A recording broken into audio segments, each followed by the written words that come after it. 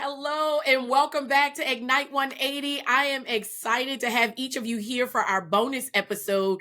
This is our breakthrough episode on breaking free from shame. So what I'm going to do really quickly is have Apostle Patterson lead us in a conversation and giving us strategies and a quick prayer on how to break free from shame. So, Dr. Patterson, without further ado, I'm going to go ahead and hand this over to you.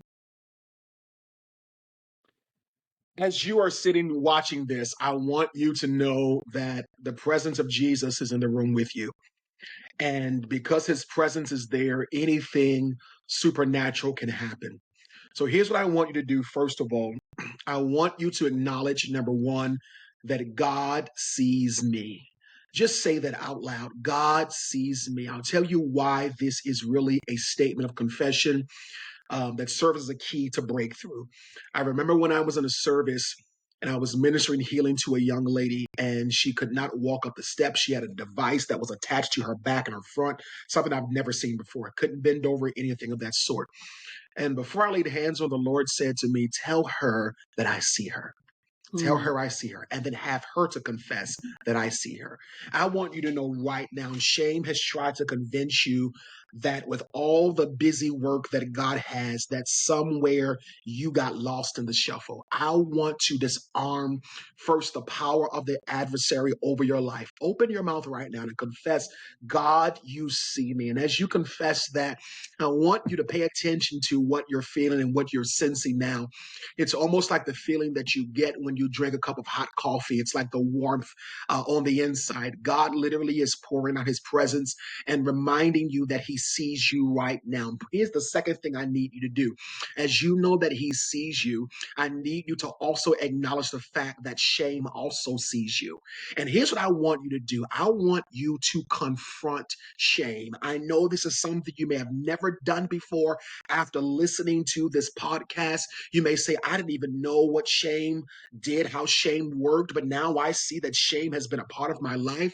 Shame has been a nemesis. Shame has been the agitator. Shame has been an assassin, has been a lid over my life. I want you right now to confront anything that you do not confront. You give permission to thrive in your life. And because we don't want shame to thrive, we don't want shame, oh my God, we don't want shame to cast our lives. We don't want shame to visit the next generation. We want to confront shame because shame is an enemy to your future. So right now, according to Luke chapter 10, behold, I've given you authority to trample on serpents and scorpions and over all the works of the enemy. I want you right now to step into your authority and say, in the name of the Lord Jesus, I confront you, shame, aggressively.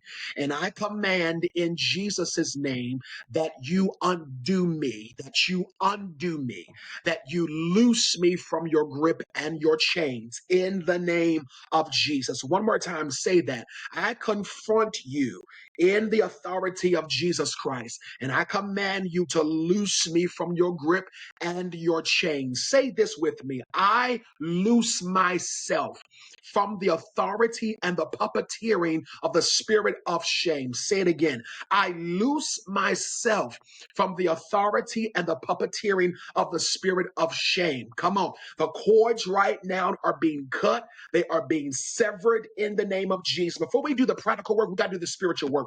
I know sometimes we like to do the practical stuff, the step-by-step stuff, the stuff that we can see in the natural, but there's an underworking and there's something that needs to be undone in the realm of the spirit. So let's just do that real quick again. I release myself from the authority and the puppeteering of the spirit of shame. Shame no longer can puppeteer you. Shame no longer can steer your life. You are confronting shame in the authority of Luke chapter 10, verse 9. He's given you the authority. Here's the third thing I want you to do right now. I need you to find every lie that shame has told you. Write that lie down because shame has a voice. Write down every lie. Now, this may take some time. And I understand how shame works. Shame don't want you to do this, but you have authority over shame. Come on, I just told you, you have authority over shame. Shame didn't want you to know that, but you have authority over it. So write a list of all the lies that shame has told you.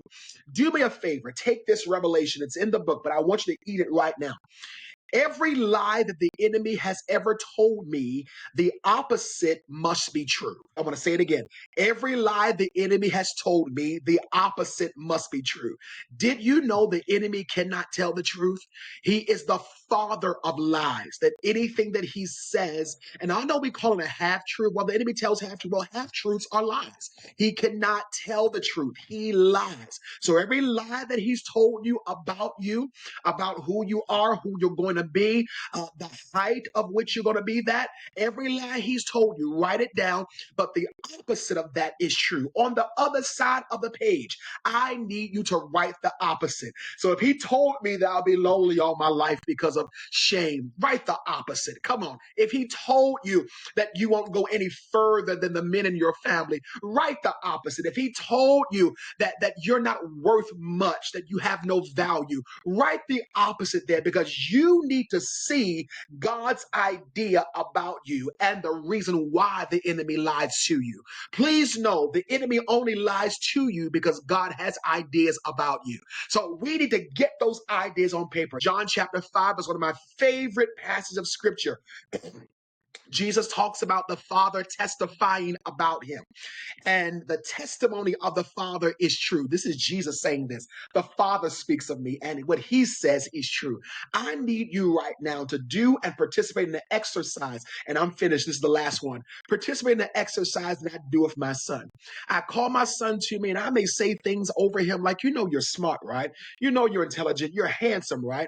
And then I'll say to him, say back to me what I said. And he'll say to me, Daddy, you said that I'm smart. You said that I'm handsome. You said that I'm going to achieve. It's not that I needed to hear it, but it needed to be reinforced in you.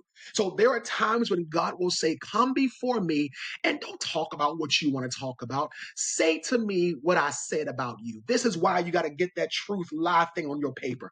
The truth of God is what God says about you. And God says, the next time you come before me this week, tell me what I said about you until it sticks. I had to do this. Oh, yeah, I still do it.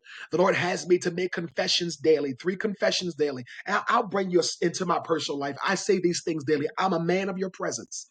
I'm a man of your name, and I'm a man of your power.